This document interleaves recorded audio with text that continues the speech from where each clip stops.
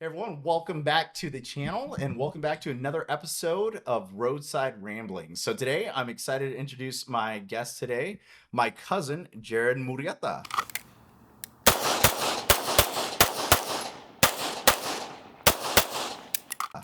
Thanks for having me, man. It's Yeah, great to see you in town. it's been a while, guys. If you know anything about me, we've been traveling a lot in the past year, but before that, I haven't been to my hometown for anything longer than a short weekend visit in over 16 years. Jarrod and I, last time we hung out, gosh, I don't even know. When was the last time we saw each other? Um, I think we saw each other at Rita's funeral, Yeah, right? I yeah. think that was the last time, and that was we were both in for like a day or two, and that was it. Yeah, same Yep, thing. So short-lived. Growing up as kids, obviously we saw each other a lot more, yep, but it's been a while. So needless to say, this has been long overdue. yeah. I'm glad our travels brought us out this way. And speaking of this way, where are we today? We're sitting in Newberry Park, California. So, for those of you who know California, more Thousand Oaks is where people would identify. A Yeah, little bit north of LA, yeah. just up the 101. So I'm not familiar with California. I'm San Diego, SoCal. Big fan. Spent a lot of time there. A lot of Gorgeous years. there. I went to Disneyland once in high school sometimes. So There you go. that's somewhere near here, right? Yep, Anaheim. a couple hours south. Yep. And when I looked at a map and for our travels as we're working our way up to Oregon, LA realistically wasn't on our path. We usually avoid big cities. We like to go to, national forests, national parks, state parks, etc. Yep. And when I saw the map and I see this giant metropolitan, around LA, Hollywood, all the areas, it wasn't on the books. But I knew you were in the area, so we had to stop by. And I'll Glad you say did. I am pleasantly surprised. Good. I'm glad you did. And you guys found a pretty awesome spot Yeah, today too. yeah. I didn't even know it was there. What was it? Topo Canyon. Topo Canyon. Yep. Yeah, a little hidden gem. We were driving through the city after we had a range day with you. By the way, thank you. I want to dive into that a little bit more. For sure. But Topo Canyon, beautiful drive, scenic, lots of good hiking trails out there, horseback trails, horseback riding, a little hidden gem, and we're pleased to see that. And again, the geography around here, the mountains. I've seen LA in movies. I've seen the surrounding area to some extent. Most of it's in the urban environment. Yep. I did not realize the abundance of mountains and rocks and hills around here. Yeah, it is actually really beautiful here. And what's crazy is if you get back on the 101 and you go just over the hill, which is literally about 4 miles west of us right here, you'll drop down into farmland. And it's farmland all the interior of the 101 all the way up to Ventura. It's gorgeous. Farmland. Wow. So everything from cabbage and flowers, and there's obviously some pot farms out there, but there's some amazing orchards too. And where my boy airsofts, there's like 14 or 15 farms that just do oranges. Like it's unreal. You wouldn't expect it this close to LA at all, but you get out there and you will see folks on horseback. It's just an entirely different feel than what you would Yeah. expect out of an Yeah. LA area. And I grew up around ag. I know there's produce in the area, but when I think of California, I think wine country. Yep. Is that around here too? So it's about 2 hours north of us, or you can go down south to like the desert, wine country, Temecula, that area. But Paso Robles is probably the closest up north. Great vineyards up there. But I think here we all refer to that as more central California. Yeah. Gotcha. Because we would be really the furthest north side of LA. We're actually in Ventura County, although the line for LA County is like 7 miles that way, so Gotcha. not far. Just east of us where we are. All right. So here we are, Thousand Oaks area. Yep. So before we jump any further, you want to take a couple of minutes and just introduce yourself? Tell us a little bit about you. Yeah, for sure. So obviously Jarrod Murrieta, raised his cousin. I'm married to my wife Tassia. I have two wonderful kids, my daughter Taylani and my son Jayus. They're little we've been shy, here. though, right? They can be at times until you get to talking to them. I got one sitting over here on the left. We've been here in California now for about 9 years. For my day job, have bounced around all over the West Coast, including Hawaii, Nevada, Reno. So met my wife and we started with the company in Oregon. So we've moved all over the place, but our home office is here in the LA area. So that's why we're in California. I'd choose other places if I could, Yeah. but we're making the most of it. The beaches, about 11 miles due west of us. You can't beat that. And the view here is amazing, right? Like, it's just not what you would expect when you think the LA area. It's really Is that gorgeous. as the bird flies, or is that via Yeah, driving? that would be as the bird flies. It's Okay. about 11 miles. You have to get up over the range the mountain range that you guys saw right there. But it's about a 30-minute drive tops. Seriously, it's really not bad. And you've actually dodged back into farmland to get around and cut through the mountain pass. So it's not even a bad drive. Yep, it's really beautiful. Perfect. Yeah.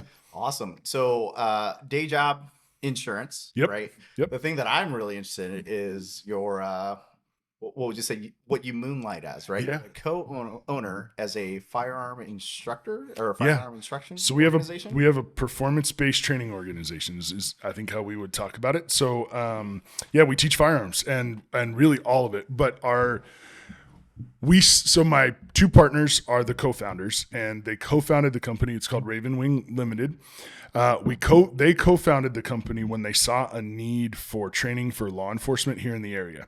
It started in 2019, really right before the pandemic, which was also really fortuitous for us, and we can go down that rabbit hole later.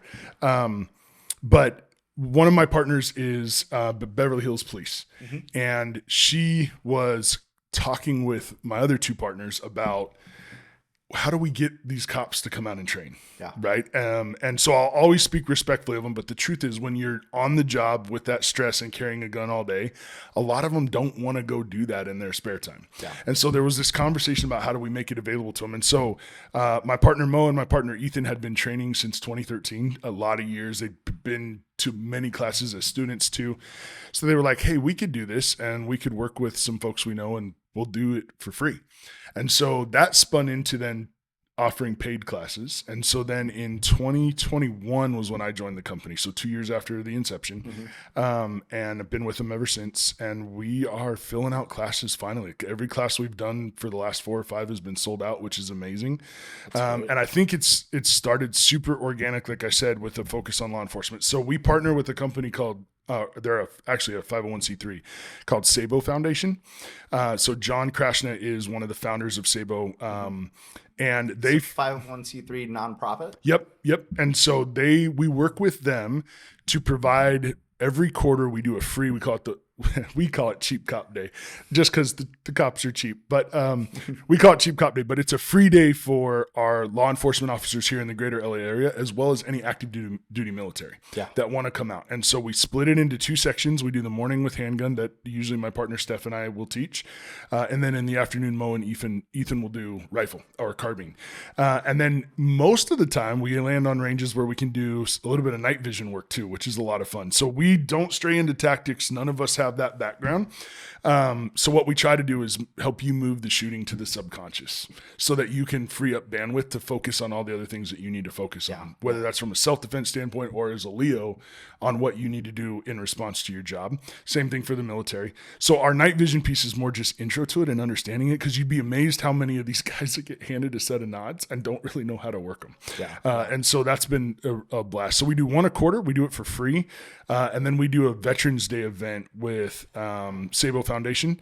Last year we raised $42,000, and so all of it goes back to Sabo Foundation, and they have I'll forget the name of the certification, but they're a diamond level, and essentially what it means is they're platinum level now.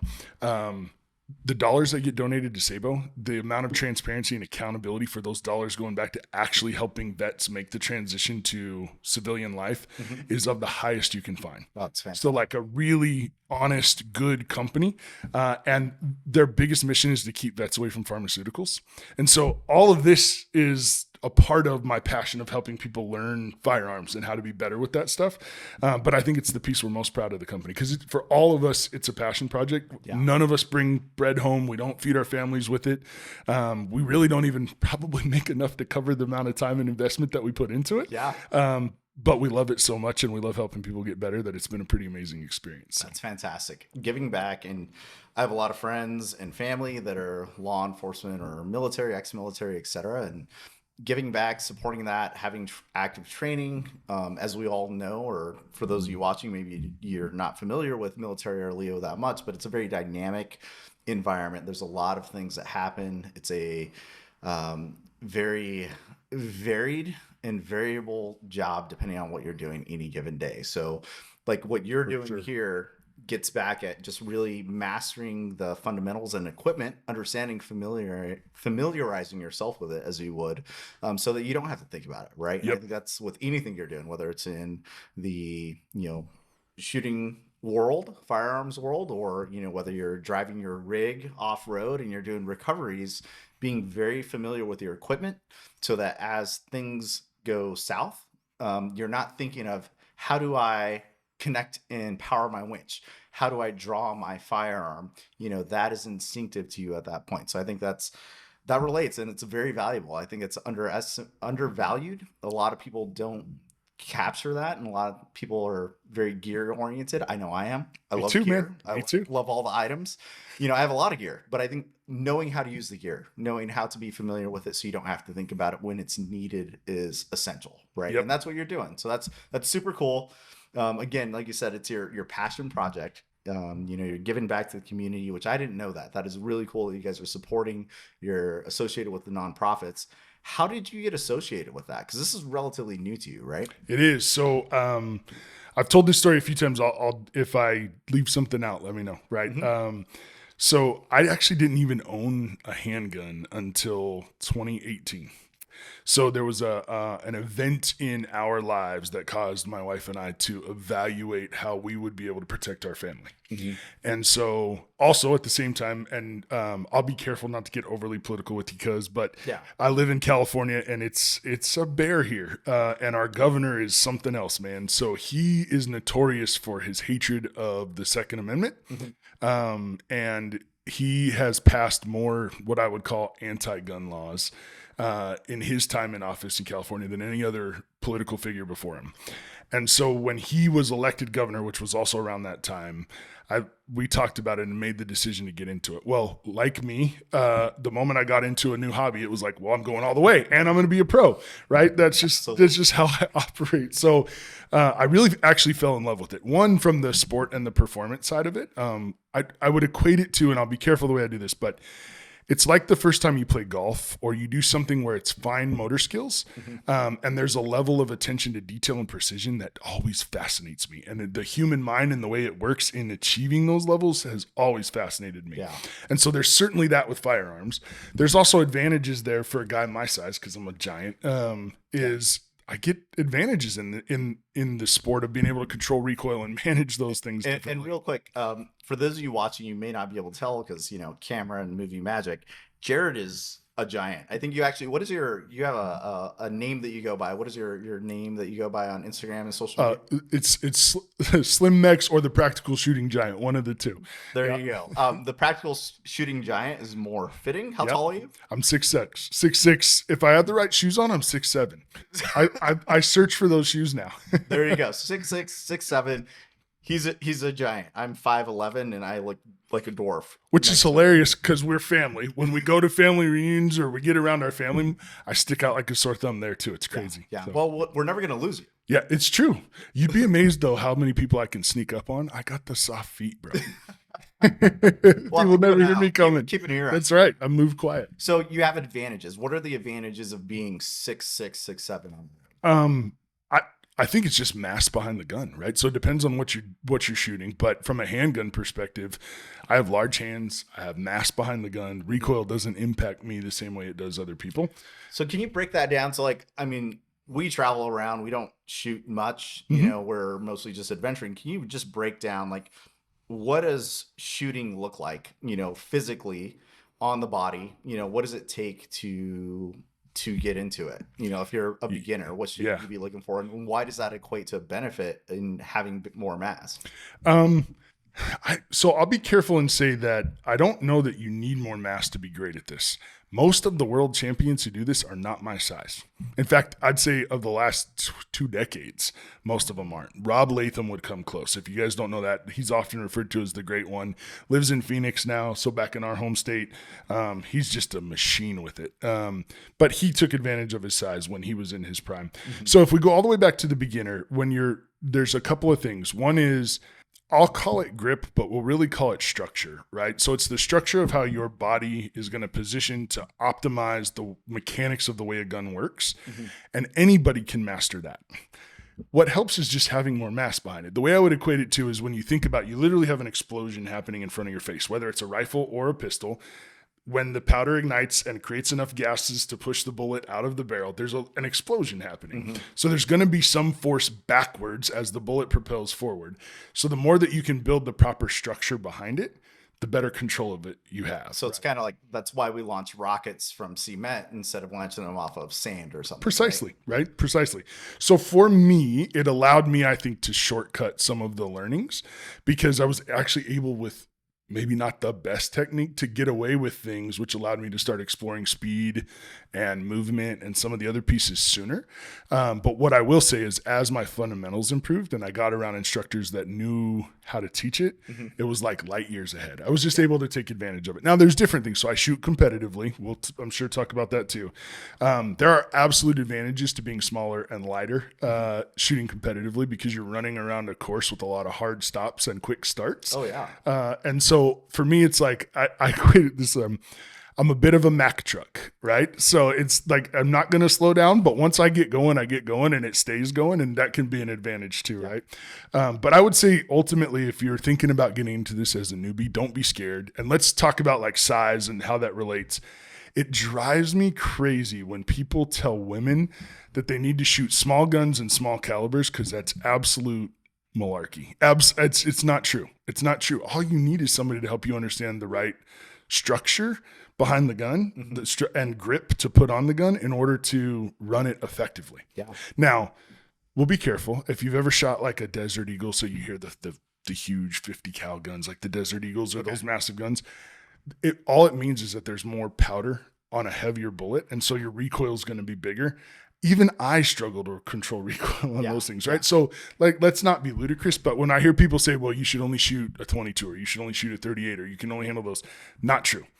Not true. And in today's technology, like with a 9mm from a home defense or a self-defense standpoint, anybody can run it. Seriously. Mm-hmm. My son, you've met my son, 12.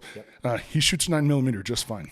Wow. As good as most adults I've seen. Yeah, it comes and down to the biomechanics, the structure, the foundation, as you said. Precisely. If you could figure that out, get that, halfway decent, then you should be able to get into it and That's right. really enjoy it. Right? And so that's our goal, is to give you like a really solid foundation to start working from. And then for those that are interested, we can start taking the exploration of performance, which I think, and we'll talk, I'm sure, a little bit about the range day, but you got a taste of sort of a different level of performance. So Bailey, my buddy Bailey Duda from Elite CCW was out there yesterday, and you and I got to shoot with him. Bailey's a phenomenal shooter, and so he and I both shoot competitively. We're both going to Carry Optics Nationals this year, so that's a division within a handgun series within USPSA, which is the United States Practical Shooting Association, that we compete in. And so Carry Optics means it's a gun that's designed to be carried for self-defense. So it's not a race gun. Hence the carry. Yep. So like most people would think Glock, I sponsored by Langdon Tactical on my hat. So I carry Langdon's specialty is the customization of Beretta 92s and also Beretta PX4s, which is a old military handgun for forever. Been around forever. Forever. Just it's works. a great carry gun. It works. So what Ernest does is he takes that and he turns it into a piece of art, right? I mean, it really is a work of art. And I agree with this. I had the chance to shoot it the other day. And again, I'm not familiar with these high-end race guns. You say it's not a race gun. He said it's a carry gun, a defensive gun, if you will, but it feels very much like a piece of art, a well-machined engine. I equate it to cars, and I've driven tractors, I've driven all kinds of cars and trucks. The pistol I was shooting the other day, I would equate to like a F-350, a big work truck. It just works. It runs down the road. It's going to be very rough riding probably, but it's going to get you where you need to go, and it's going to do the job well. Whereas, the Beretta that I got to shoot the other day, I equate that more to a sports car, a high-end Ferrari, where it's going to be very efficient, fast, smooth, light. You tap the brakes, it's going to stop very fast. You hit the accelerator, it's going to take off really quick. And it's a very significant difference, which was cool to experience because I haven't really had that opportunity and to understand that there is really is a significant difference when you're getting into that realm of firearm, which makes sense that you run that in a competition level, which, Yep. the competition side of things is something fascinating I want to dive into. But to your point about, why when you first got into pistols and firearms, one of the things that intrigued you is like there was a lot of mechanics and details and different aspects that you worked on. And, when I was shooting the other day, I kind of thought about that when I first got into rock climbing. When I first got into rock climbing, I just felt like a big gorilla, all arms and biceps, and Yep. I'm muscling my way up the side of this wall. And then the more I learned and watched people, and I think there's something very important about having instruction, good instruction, whether it's professional or you have friends and colleagues that are more experienced than you, having that mentor of some sort. With good instruction comes good form. You talked about the skeletal system and having that foundation. Same thing with the rock climbing. When I was all arms, you learn the first thing you learn is start incorporating your legs, Yeah. and really in that sport, most of it for a bigger guy like me, I'm 220 pounds almost. My arms are going to wear out a lot faster than my legs would. So once I started incorporating my legs, I'm able to climb, 1 to 2 grades more than when I first started immediately. And then you start learning about different physics and mechanics of body weight, body distribution, how you keep your weight closer to the wall instead of hanging off. All those little things come together into this larger puzzle that is rock climbing. Now it's how do you grip? How do you hold? How much force do you apply on it? There's so many different pieces. You're constantly engaged, which is the other thing that is fascinating when I'm rock climbing. It's like I'm in the zone, because I'm only thinking about that next hold, that next grip. How am I distributing my weight?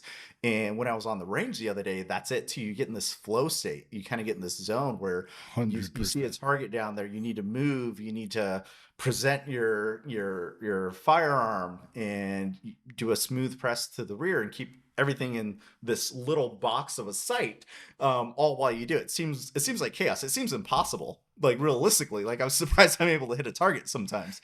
And I think all of those pieces coming together is what is so exciting about it for me, because it's complicated. It's not easy. There's so many little details and things that you could improve that shaves off, as we were doing at the range the other day. We're looking at like tenths of a second. Yep. If we get a tenth of a second faster, like that is something to celebrate. And that's cool that you're able to measure things at that level and make improvements and constantly go back and forth to that, that was rad. Yeah. I'm glad you enjoyed it. You're absolutely right.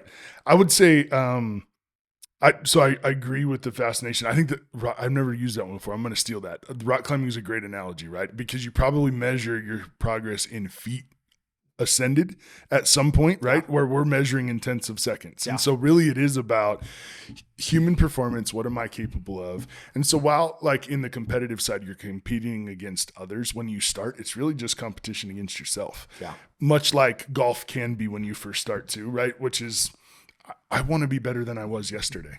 Right.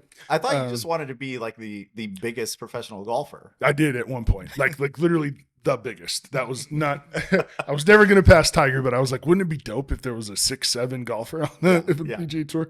Yeah, we were never making it. I just never fixed the slice. Not enough to stay out there long enough. Well, at least you recognize that. Yeah. And then dove into another hobby. There you go. Head first and all the way down the road, right? Yeah. So we are related, obviously. So we have a lot of interests, a lot of hobbies. You see me flying drones, video, a lot of different things. A ton of hobbies. What are a couple of like real quick bucket list hobbies, and then we'll dive into some competitive shooting. Yeah, man. So recently, we started a podcast for Ravenwing. So much like we're doing here, I love this. There's something. What's a podcast called? It's called A Conspiracy of Ravens. Great name. Or you can just type in Ravenwing Limited. Either one, we'll pull it up. Where can you find that? On Spotify or iTunes, or I think Google got rid of their podcast format, but it was on the Google one, and there's a few others that it makes it on. Okay. So it get really anywhere you can source an audio podcast, you can find it. So it's called A Conspiracy of Ravens. That was a hobby for me because I always loved catching people's stories. So that one started much like I think you've started this one, when we would host instructors. So part of what we do with Ravenwing is not just us as teachers, but we pull in some of the best in the industry to come to California. And it's hard to entice people to come to California because of the perception of how guns are viewed in this state. But the truth is the shooting culture here is massive, not just because of the number of people, but when you make the commitment to it, everybody goes deep because it's so hard to do, right? Yeah. We've talked about this before. I think there are 5 public ranges that serve the greater Los Angeles area. So 7-8 million people, and there's 5. Wow. Right? That's it. There's not a lot of them. And so those that are committed to it are really committed to it, willing to make drives across crazy traffic to go do it. And so there was this desire to get really good instruction here. So what we do is we host them. We bring them in, we host them, we arrange it, we help them fill out the classes, and we give the people here who are a part of that culture access to some of the best instruction in the world today. I love that. So, it reminds me. So I've dabbled and tried to do a little bit of Brazilian Jiu-Jitsu, BJJ. And a lot of people that, there's a saying, the hardest belt to get is there's 2 ways to look at it. The hardest belt to get is a white belt, right? Because you got to show up, first of all. But the second hardest belt is to get the blue belt, because you have to persevere and you have to overcome the challenges of, the time and amount of effort and challenge that goes into getting that blue belt. And then once you get the blue belt, what they say is a black belt's inevitable at that point, because you're sticking with it. The passion's there, the love is there, all the challenge of commitment has been overcome at that point. And at that point, it becomes that lifelong passion. And it sounds like the challenges that people have to overcome in California is almost very similar as getting that blue belt in Brazilian Jiu-Jitsu. They go deep after that. The challenges, the big hurdles, or perceived hurdles, whether they're real or not, have been overcome. And next thing you know, you have some of the best shooters in the world coming from here. Yep. So I totally agree with you. And what we wanted to was take the experience of hosting those instructors, and because we get to sit around and eat dinner with them and hear stories and talk to them. And it was like, how do I get this in front of all of our students in an organic way? And so we decided to do the podcast, which is something I was always interested in doing. And so it has worked out pretty amazing. We've had some folks, like, if you're not familiar with it, go look up Jarrod Reston. Jaredreston. He was Florida. I believe it's Jacksonville, Florida. He was a SWAT officer down there. He's since retired. He's doing some amazing stuff now, works for Safariland and a bunch of other companies too. So Jared's story is available all over YouTube. He was shot, I think it's 7 times, twice in the face, survived, killed the bad guy, and is out teaching people mindset and sort of all of his learnings through it. So we got a chance to host him, and it was when we hosted him the first time, along with Scott Jedlinski. So he goes by Jedi. Modern Samurai Project probably is more recognizable. That's his brand and his company he teaches under. They were doing a collaboration class, and we hosted both of them, and we were sitting around the table drinking some tequila and just chatting, and Jarrod starts telling his story, and I'm going, I've listened to this guy on the YouTubes before, but this is a different version of it. And how do I get this in long form and in a way where people, and so that was where the podcast birthed from. So that would be one big hobby. Another one, and it's just, again, like I love when there are nuances to things and mastery of nuances, because if it was easy, everybody would do it. Yes. So I reload my own ammo now too, which has really been a fun journey. And I've learned what's amazing is, like in all things, you go find all the old timers that have been doing it forever, and man, they can help you save so many years of frustration if you're willing to listen. But so that's become a little bit of a hobby, because it's more than just the utility of doing it as much as we shoot, but it's about like, how do I fine tune this to maximize my performance? So when we're back to measuring tenths of seconds, that stuff matters, right? And so that's a really interesting way to think about it. I play guitar. I taught myself to play guitar when I was in college, actually in high school, and then a lot more when I was in college. So that'd be another hobby. But like you, man, I can hang. I'm not great. Our cousin is far better than I am, right? He's actually really good, man. But I can hang. So Do you take I enjoy. requests? Not usually, but I could. For you, I might. For you, I might. Yeah, we might be able to do that. But that for me is more like a meditative piece now. But it's sort of an opportunity. But and it's funny you say that about the flow state. I think that's something I chase too. Really, there's a piece too about sort of being able to get lost deep enough in something. Absolutely. And interestingly enough, of all the hobbies I've tried, shooting's probably the one I find the easiest to get into the flow state for 2 reasons. One, the level of safety required, especially when you're running around and shooting competitions with guns, is paramount. Yes. Right? It has to be. We don't ever want anybody to go home injured. We don't want to be unsafe. We don't want to damage further damage short of the reputation of the firearms or the Second Amendment community. Yep. And so because of that, you are so locked into what you're doing that you can forget about the stressful work week or how bad traffic was to get to the match or anything else. It's sort of you're in the moment. Yeah, and then the fully second immersive. is because it's so nuance based. If you're not paying attention to some of those pieces and your focus isn't in the right place and you're not like, I've built my fundamentals to a level that I can perform at a subconscious level. And so what I'm really thinking about is how I'm going to attack a stage. And that's just a really fun place to be. And why I think I enjoy the competition side of Absolutely. it. And I mean, like me, you were also a collegiate athlete, Mhm. right? Is that through sports? Would you say is that where you got into that flow state initially? And I think so, man. Yeah, I think so. So, I played junior college ball actually in Arizona at Arizona Western, and then I went to Lewis and Clark College in Portland, Oregon, which is I met my wife right after I graduated, and I played football for 3 years there because I redshirted 1 year when I got hurt in JUCO, and then I played basketball for 3 years there. So I was a 2-sport athlete for 3 years, and I played baseball 1 year at Lewis and Clark. So I was a 3-sport athlete my junior year, which was a lot of fun. But you're right, it's like even then I was chasing flow state, right? That's what it was about for me. It was like in the moment where you're fully immersed.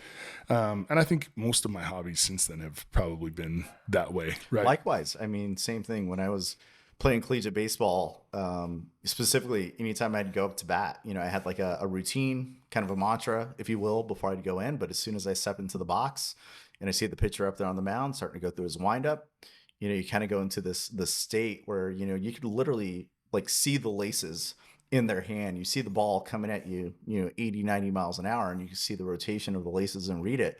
And like that is 100%, was what we were chasing all the time, was that flow state then, and that's when, you're hot, and that's when you're on, that's when you're going 3 for 4, 4 for 4, just lighting it up. And ever since then, I've been chasing that, and I do it in mountain biking. Recently, we've really gotten into downhill mountain biking, because again, you have a little bit of risk associated with it. And I think you always have to have some type of repercussion if things go awry, personally, to get into that state, right? So when I'm going downhill and we're going, 15 to 20 miles an hour on this bicycle, 2 wheels, and we're hitting these jumps, flying through the air, 20 to 30 feet, if you hit the jump a little bit off, or, you come in a little slow, you're going to have a bad landing, and, there's some repercussion there. But when you're in the zone, it's just like riding on a cloud. It's the smoothest thing ever. But when things are a little off, it's a really rough ride, and you're sore at the end of the day. So, I chase It demands you focus. You stay in that focus. Rock climbing, great example, same kind of thing. If you miss that grip, miss that hold, you fatigue yourself because you didn't plan appropriately, or you're just not in the right condition for it, you're taking a whipper or fall off that rock. And personally, I have a terrible fear of heights. It's one of the reasons I got into rock climbing. Me too, bro. Yeah, because I wanted to overcome that fear. And I mean, I don't think I will ever overcome it. I think there's something about having a good, healthy amount of fear in anything you do, right? Because if you don't have any fear, you're just going to be a little reckless, and that's when you get hurt. But I mean, I've been able to do some multi-pitch climbs. So that means, a typical pitch is something that you would do with a single rope. So a rope's length where you could climb up and then someone can belay you down. So basically cut the rope in half. That is a height of a normal pitch. Okay. And what we would do is we would go up to the top of one pitch, and then we would start anchor ourselves in at the top of that pitch, so 120 feet off the ground, and then we'd start climbing another pitch up. So now we're 340 feet off, or 240 feet off the ground, and you'd go. And I've been able to do 5 pitch climbs, so we're 600-700 feet off the ground. It's absolutely terrifying. Yeah, bet. But you know what? I stay focused. I don't shut down. Excuse me, coffee. All good. No, I'm thinking it. But like up there on the side of a mountain, when you're looking down this valley, and you're gonna do one of two, or you have 3 options, right? You're gonna belay, rappel down. You're gonna lock up and freeze, which you don't really know if that's gonna happen until you do it. That's what I was kind of afraid of. That I'm gonna do my first multi pitch. I'm gonna get up there halfway, and I'm gonna freeze up and not do anything, and we're gonna have to call search and rescue to come get me off this mountain. Or what I found, I was able to push through and stay focused. And when I was shaking, like literally holding on to the side of a mountain, I just go into like uncontrollable, just like shakes, push through it. and just breathe, focus on that, try to get into that headspace where it's a head game, and then continue to push forward and push past that. And that was very empowering for me to do.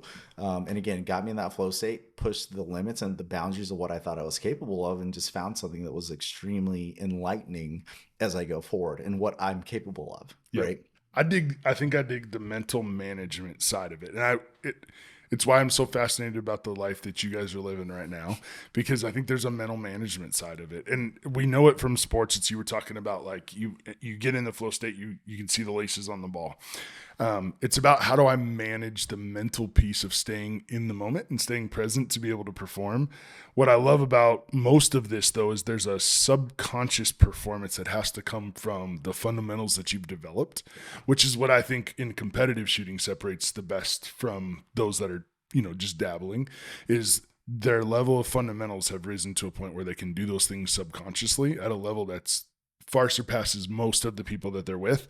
And when they're really on, they're untouchable because they're in the state and their fundamentals allow them to execute that way. But it's that mental management piece that I think fascinates me from almost anything where it takes a level of nuanced performance to do. I really appreciate people that are able to do that, which is a cool part of this. But there's a function to all of this that why I would call it a passion project is, at the same time, it helps demystify all of the fear around firearms, because you'd be amazed. I know I was when I first got into it, how many people don't. There's two types: those that are entirely terrified of it, and those that are recklessly overconfident.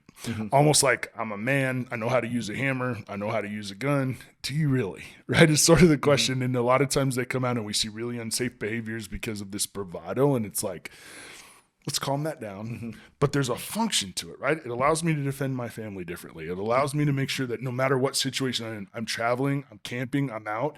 You don't know. There's wildlife. We're coming out of a pandemic. We're seeing a disappearing of incomes, and people are being put in a lot harder situations. The homeless population in California, for those of us who live here in California, has exploded. Again, I said I wouldn't get too political, but here in California, we have some interesting things. So the DA in LA has put in place a rule that says if your theft is less than $1,000, you won't be prosecuted. They'll arrest you, take you to jail, run the paperwork, and release you instantly.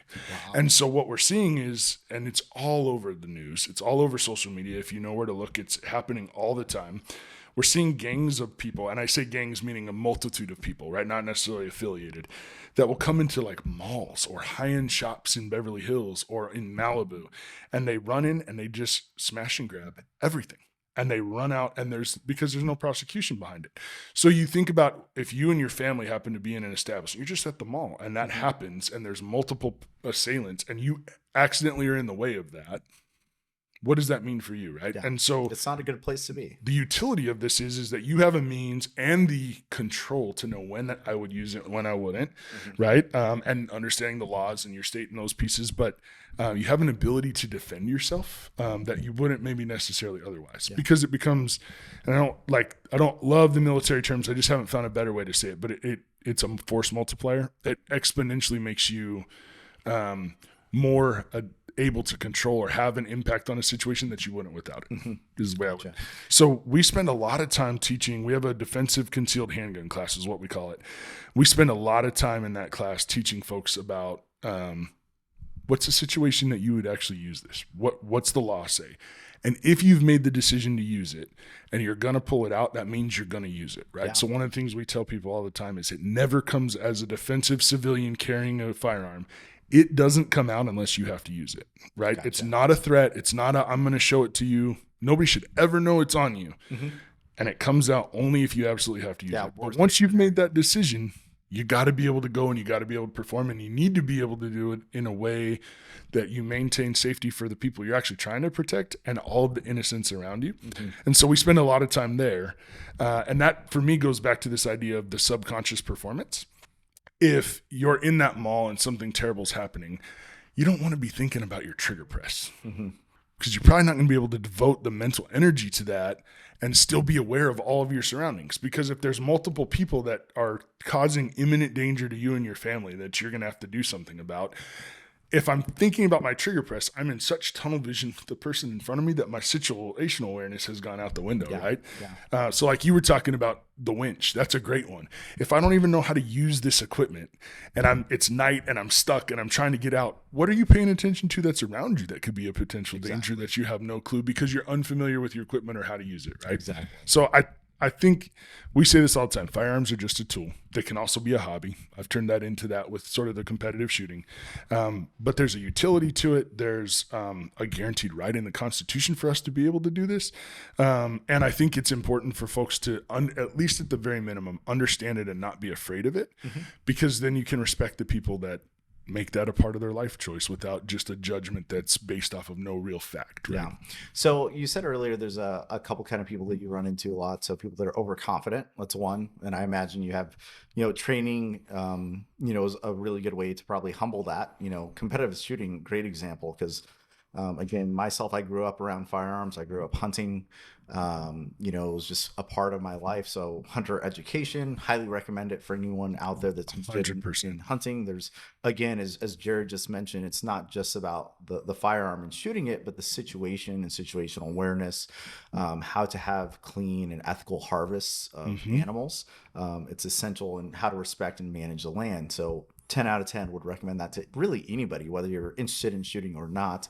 Good experience and good understanding of why we do have hunting here in the United States. The other person, as you said, are the people that are just terrified of firearms, right? And I could understand that to some extent. They're loud. They make a very loud and abrupt noise. They're associated with so many crimes that we see on the news, and it's used in war quite often.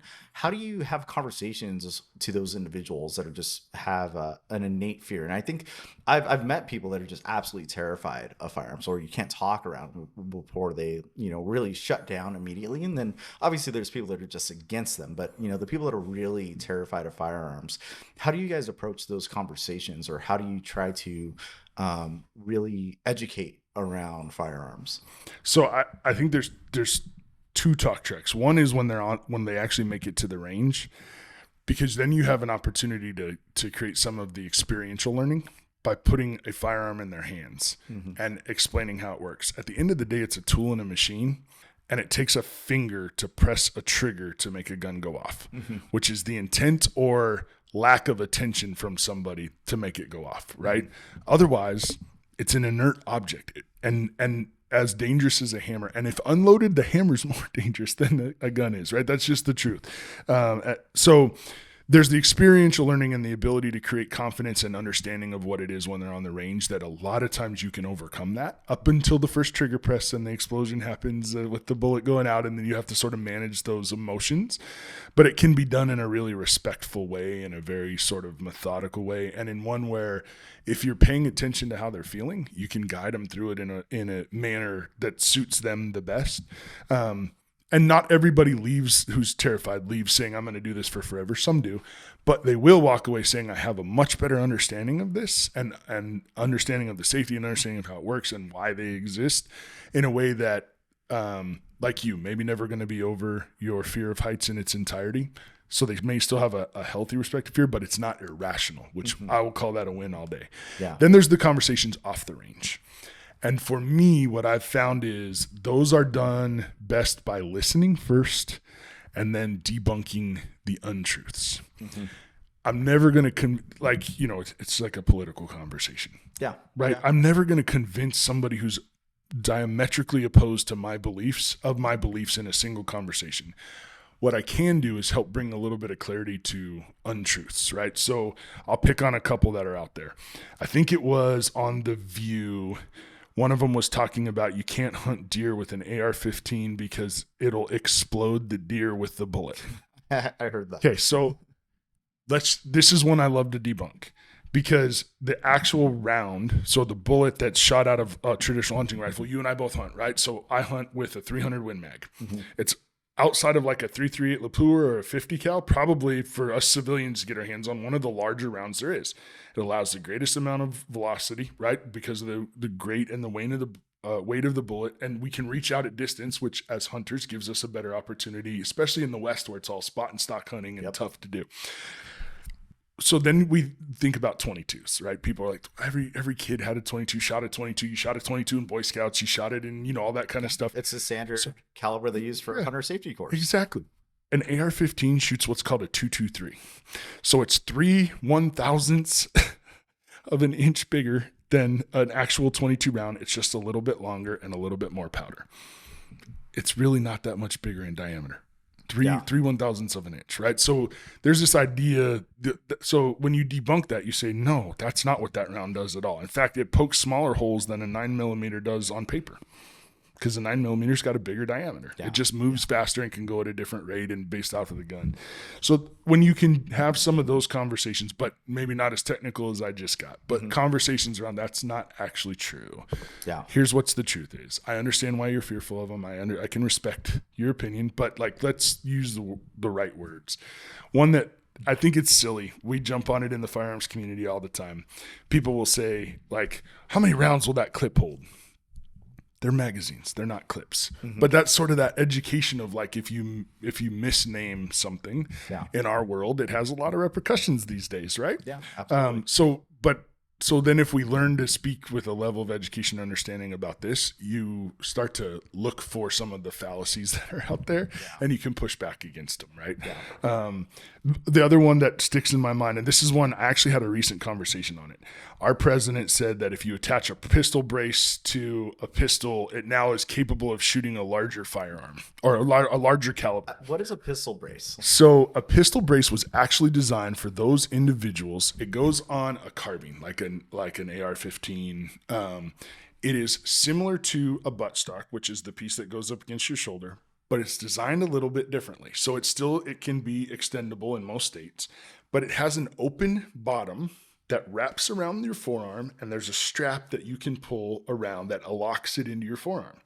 What this was designed for was for injured folks or disabled folks to be able to shoot this gun safely, because they can't or don't have the power or the ability to lock it all the way against their shoulder. They can lock it to their forearm, hold it, and press the trigger in a way that creates a more safe usage of the gun. It's literally, the pistol brace was designed for creating access for those that have physical limitations. Okay. So the reason it's gotten the bad negative press is because of the way the laws are written, because there's more laws around guns than there necessarily needs to be. And on a pistol, if you attach the brace on an AR pistol, it's a shorter version of the gun. And we get scared of shorter versions of the gun because they're concealable and the movies make all the bad guys have them. And so attaching a brace for how it interfaces with your shoulder does nothing to the caliber that the gun can shoot. Yeah. But our president said that. So that would be ways that we would talk about debunking, right? I'm not, Gotcha. whether you love our president or don't, I'm not attacking him. I'm just saying this is the misinformation that exists in that irrational fear. And when you can educate folks just around that, like, hey, did you actually know that this was designed for people who are physically disabled or unable to interface? That's what a pistol brace was actually designed for. And they're like, no, I had no idea. I mean, I think I'm a firm believer in education in a lot of things. And, you know, a good example or analogy to this would be, you know, fear of water, right? So, you know, I think a lot can be said about just understanding how the body works in water. You know, how do you float? You know, understanding of that. You know, how can you wade water? How can you swim? These are all things that you can communicate. You know, the ocean has so many things with it. You know, sharks. You know, all stingrays. You know, I'm pretty sure I have a fear of stingrays from Steve Irwin, rest in peace. But, you know, the ocean terrifies me. Yeah. I think to some extent it's a bit irrational. You know, when we go to the beach and we're in shallow water, you know, most of the things I'm afraid of aren't going to be there, which we could talk about that, right? There's rare cases, obviously, when anything can happen. Of course, there's no absolutes. But, you know, for the most part, if we're going out and we're talking about Hawaii earlier, where you spent some time, you know, usually the only thing we're going to see when we're swimming in the water is a bunch of turtles and maybe some small fish, right? So there's this irrational fear of shark attacks that, you know, if we talk about where sharks are going to be migrating and traveling and, you know, what kind of waters they like to swim in, I'm probably not going to find them in fresh water. I mean, I don't know. Maybe I've seen Sharknado and other weird movies. You never know what could happen. Snakes on a plane. But I mean, I think, again, it gets to that point of just education, understanding what goes there. It can go a long way at mitigating those fears, right? Whether they're rational or irrational, having those conversations are always beneficial. I think one challenge with our community is people get so defensive about, we refer to it as the Second Amendment community, right? I think it encompasses everything from those guys that are self-defense to those of us who compete at a high level and Yeah. are sort of treated as a hobby. The community can get really defensive when they feel attacked. Mhm. And I think most communities would, right? Mhm. Whether that's a social community but Yeah, if you're passionate about Yeah. what you do, you want to defend it, yep, and you stick up for it. And sometimes, when you're passionate about things, heated arguments happen. they do. And they should. We should have debate. But if that's always the first response, I think that drives some of the lack of discourse around those that have an irrational fear. Mhm. And if they've never had exposure. So you and I grew up around it, right? Mhm. I actually didn't start hunting till I was an adult because of all of our uncles. My dad was not the hunter. Yes. But I started hunting later in life. It was something that I always wanted to do. I fell in love with it, and I try to get out and do it as much as I can. But we grew up around firearms. Yeah. We had rifles, and my dad had an old revolver in the house always, right? So when you learn respect and you go through hunter safety and you do some of those things, for us, we were able to remove that fear early on. For those who've never had that exposure, then you have to understand how it comes to them through movies, through video games, through terrible TV shows that Yeah. like the safety and the handling of the guns in TV is nothing like it is in real life Yeah, if you want yeah. to be effective at it, right? So all of those things filter in, and so those are the conversations I think we get to have. And then one cool thing about our podcast, I think, is you get to hear the backside of the story from those that are out there teaching this all the time, and I think it humanizes it a little bit more for people than it would otherwise, Yeah. right? It's just not some scary black rifle that people see and imagine death, and it's not that at all. Yeah. Well, I mean, one of the things, I want to talk about next, and one of the things that fascinates me is competitions or competitive shooting or shooting sports, right? And I emphasize the sport. The thing that fascinates me is because I do see it as a sport. I see these athletes out there that are competing, and you watch them, and there's a lot of technique. There's a physical aspect associated with it. There's a mental aspect associated with it. There's a lot of complexity. It's very dynamic. It's like any sport. You're doing track and field, shot put, the discus, etc. Like these are very complex movements with other objects, right? And that's kind of how I look at shooting sports is, complex movements, a lot of thought, very dynamic. You have a tool, as you said, the firearm, whatever that is, and there's lots of different competitive venues for shooting sports. And I see it as that. I see it as a sport out there, which I think is fascinating. I had a huge passion for drones now, and I do.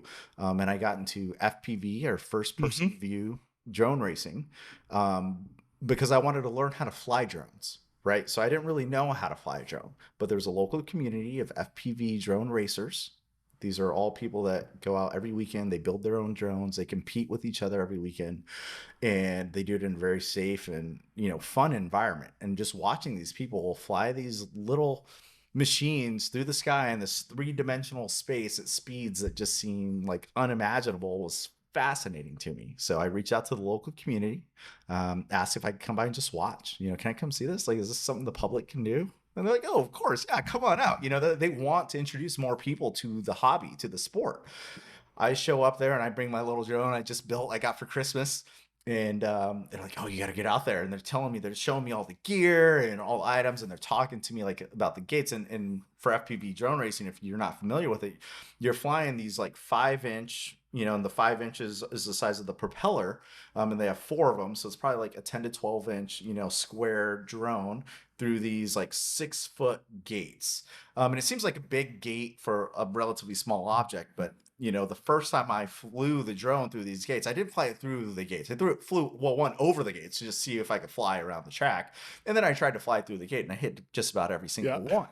Right? It was pretty bad. At speed, things change. Yeah, things change. And it was funny. I'll stitch a little clip here. But the first time I was flying, there's video of me just shaking because flying in free space was one thing I could kind of do. But as soon as the buzzer went off, and as soon as I had to go through a gate, and it was in this race environment and it was like structured, the adrenaline just spiked. It was a completely different experience. I was not expecting it. And that didn't go away. Like I'll race today and I still get a little of those hypes, the yips, if you want to call them that. But again, being around the community, they walked me through it. I had a spotter, someone coaching me, someone that worked with me, and they helped me build my drones and figure out the process, give me all the little tips and tricks. And it was an amazing experience. And I had that community there. And that's how I see the shooting sport community, the competitive community, very similar. So can you speak briefly, or we'll go into exhaustive conversation around it, but like, what is the competitive shooting sport community look like? How would one even find it, first of all? Yeah. So to find it, there's a website called Practice Score, PractiScore. I wish we had better names in this community. We'll talk about that later too. It's called Practice Score. And you go on there, you click the matches tab, and you just search your area. I think you can even put in your zip code and search for what's the nearest matches to your zip code. And so I thought it was interesting that you would, as we talked about sort of the sports, the way I would equate this is, there's everything from like clay shooting and trap shooting, which is done with shotguns, a standstill, you're shooting moving targets with shotguns, to sort of what I do, which is like the pistol competitive United States Practical Shooting Association, where you're running around a track and doing, or a course and doing that kind of stuff. Well, and there's like the Olympic shooting too, right? So I think everybody thinks when they say shooting sports, they think, well, it's all a gun, it's all the same. It's absolutely not even close, right? So it'd be like saying I'm a musician, but I play guitar and you play drums. The similarity is that we play music, but our instruments are entirely different, right? Now, familiarity with music might allow you to pick up one or the other, but entirely different. So you have Olympic sports, you have shotgun sports, you have what they call two-gun sports, which would be where you can shoot a rifle and a pistol and run around a course doing that. You have cowboy action. I don't know if you guys have ever seen those. I mean, you may not be able to see the picture, but right behind Jarrod, we have the Duke, That's John right. Wayne legend. I mean, when I hear cowboy action, I think of the Duke. I do too. But cowboy action's it's a thing. It's where they shoot lever action and revolvers for speed at targets at different stations. But it's a thing. And some of those guys' draws to get the gun out of the holster and shoot is ridiculous. And we're talking about with literally the oldest type of technology of a modern firearm when you think about revolvers. Maybe one of the times where movies really got it right. Yeah, I think some of those are more realistic when we see it in the movies to how it performs in cowboy action than anything else that we see. But you have those, and then you have probably your two most common. There's a third that's starting a resurgence, an emergence, which I'm excited about. So the two most common are USPSA. I've given that acronym a few times. And the other one is IDPA, which stands for the International Defensive Pistol Association. These are more what I think when people think shooting sports that aren't shotgun related, what they're thinking about. And that is like competitors in jerseys. IDPA, you have to shoot from concealment. So you're either wearing like the fishing vests or now they finally passed rules in regulations where you can run from concealment. So AIWB, which stands for appendix inside the waistband. So most people who carry concealed carry now, actually, I'll be careful how I say that. I would say the newer generation of concealed carry CCW permit holders carry appendix. A lot of the older generation, because that technology around the holster and the modularity of the holster is less than a decade old, where it's really gotten good. Before that, it was always like on your hip, under a jacket or under a vest, or maybe your shirt draped over it. But now there's sort of this appendix carry craze that's going on. That's how I carry every day as a legal CCW holder for a lot of different reasons. It's actually faster. There's from the draw, from a concealed position, it's the fastest, simply because I'm not moving my arms to places that aren't natural. It's all done in my workspace right in front of me. Yeah, it gets to biomechanics again. And so they finally allow that. That's a really interesting one. It's far more focused on accuracy. Speed is still a function of it, but it's far more focused on accuracy. There's engagement orders that you have to follow in the way that you engage the targets, which is different than USPSA. And I think it's actually maybe for beginners, maybe a little easier to get into because the rules are so like stringent on the way you got to do things. So you and I would shoot a stage, and we probably have to shoot the stage really, really similarly in terms of the order that we engage, which means I don't have to then go memorize my own plan to shoot a stage, which is something that you have to do in USPSA. So IDPA can be a really interesting one. So if you're on practice score and you're looking around and you see an IDPA match, go check it out. Just don't let the old guys with mustaches and their fishing vests scare you off. They're actually really nice, and like your drone experience, will help you build out your gear, your kit, all of it. If you're looking for something a little more high speed, just a little bit more dynamic, then it's USPSA. And so USPSA, and we could go deep down that rabbit hole too. So I made Grandmaster. I hate our terms. It's the classes are unclassified, and then D, C, B, A, M for master, and GM for Grandmaster. Okay. Which is the highest classification. Now you can win world and national titles, but in terms of classification, Grandmaster is the highest. So I would be last like, the Padawan, and you'd be like the Jedi Knight. Yeah, something like that would be how we would how would explain that. Although the way you shot yesterday, how quickly you picked up transitions, I think you could hop out as a B-class shooter the first time you got your classifiers done, brother. Okay, he might just be hyping me up for the video. I was impressed, as was Bailey, man. I think my takeaway yesterday was we introduced Reyes to the concept of transition, so moving your gun in between targets. And your ability to pick it up and implement it by the end of the day was some of the fastest I've seen out of students. Thank you. I mean that sincerely. Not that you're my student, but I have had a lot of them. I think that's cool, right? And that's because you chase the flow state and you understand nuance in those pieces. And so it was really awesome to watch you pick that up. And absolutely. And it was fun. It made sense, and let's go. Yeah, it was fun to feel the difference in the improvements. So the way the classification system works, and I won't go into over details, you shoot a certain amount of classifiers and then your average across those classifiers becomes how you're classified. So you or unclassified would be, you've never shot them before, so everybody your first time you start off is you. D, I can't remember what D and C are. Forgive me. I think C is like 50% or less. And the way that this works is it's called a hit factor. And that's the points you score, so where you shoot the target, and the total of those divided by your time, which basically means how many points are you shooting per second. Okay. It's the simplest way to understand it. So there's a high hit factor established based off of hundreds or thousands of times people have shot this to establish what 100% of that is. Now you can, in theory, shoot over 100%, but basically saying if you shot 100%, you shot this as well as this should be shot, right? Mm-hmm. And anything over that is sort of like freak of nature, or we need to readjust the scores. So B class runs from 65% of the national 100% average based off of the number of times it's been shot to 75%. A class is 75% to 85%, meaning that if you're an A class shooter, you are shooting at 75 to 85% of the best shooters in the game, right? At least on these sort of standardized tests.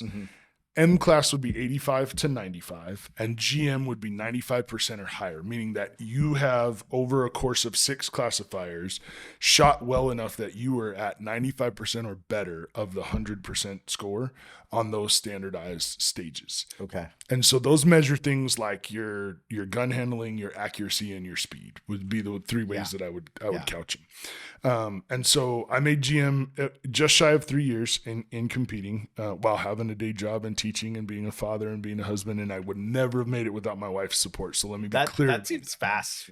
Right. So like, is that fast? Is that normal? Like what is there are certainly people that have made it faster. There are people who've been doing this for decades that will never make GM. That's just the truth. And not that they don't possess the talent or the ability to do it. They don't have the discipline or the dedication. Like in all things you want to be good at, you get out what you put in. Yeah. So I put a lot of work into this in those 3 years. I did a lot of dry fire. I chased a lot of people who were better at this to understand why they did things the way they did. I tried to refine anywhere I could improve. I was willing to improve, and I held nothing sacred until, I reached a point where it was like, this really works. And so until somebody proves to me that it's better than this, I'm going to use this as a fundamental, and I will start seeking improvement elsewhere. Yeah. So I put a lot of effort. So 3 years is actually pretty quick. There are certainly people who've done it faster, so I won't pretend like it's the fastest thing in the world, but it was certainly a quick ascension. What did you start at? So you said like you started. I was a U. After my first 6 classifiers, so they use your first 6 and the best 4 of your first 6 to create your average. I classed up as a B class. Okay, so you started. So I skipped B class. Yeah, so I skipped D and C and went to B. I made A class at the end of year 1. I made M class at the end of year 2, and I made GM about 7 months into year 3. Wow. So just under 3 years was when I made GM. And so that one, USPSA is a lot of fun. It's a little more dynamic. So they will create a stage, which means you go to different spots and you have to move to shoot different arrays of So targets. you're not just standing in one spot, No, shooting it not at all. Which, like you were talking about drones. So there's one thing about standing in a field with your kid, flying your Walmart drone up and looking at the baseball field you're standing in. And then there's this racing. So I would equate shooting standing on a line to running the drone from the baseball field standing still. Gotcha. So if that's all you do, yeah, man, that's cool. That's all you want to be. As long as you're safe, proficient, and can be accurate with it, good on you. Mm-hmm. If you want more, then this is the way to go. Just like if you want to compete in drones or learn more, this is the way to go. So USPSA, you go to the matches, show up with what you got. So there's a bunch of different divisions. So we talked about race guns earlier. That's called the open division. Mm-hmm. That would be typically your 2011, which or 1911 style guns. So that would be single action only with a grip safety and a thumb safety on the gun. Yeah. Some of the most expensive guns, because of the tolerances, they're just beautiful machines. They're really built beautiful machines. They're like the Ferrari of and so firearms. Yes. And they would have frame mounted optics. So that means that there's an adapter attached to the frame of the gun, not the slide that reciprocates. And the sighting system sits on the frame, so it does not move on your slide the way yours and mine do, because we would shoot carry optics guns. It also will have either porting or a compensator on the barrel. And you got to shoot a ported barrel yesterday, so you experienced the difference. That was insane. So that, in theory, because it releases the gases, cuts the recoil down. So when we call it race guns, there's less recoil, less movement of your sighting system, which means that you can shoot faster out at greater distances because there's less happening in your ability to control your sights. Yeah. So what's an average distance? I would say the average distance in most of our local matches here is about 10 yards. Okay. And with varying in between. So there's a lot of stuff where you'll shoot steel out at 15 or 20. Sometimes there'll be a target at 25.